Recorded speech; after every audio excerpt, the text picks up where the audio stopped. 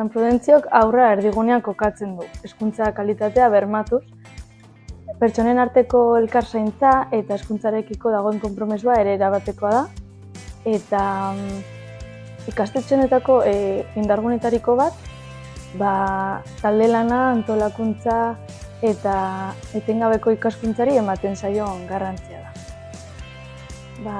Haurraren psikologia sakontasunez ulertu nahi nuelako, eta azken finean gizartea eraldatuko duten pertsonen izaera eta oherak sustraietatik zaintzeko beharra sentitzen da.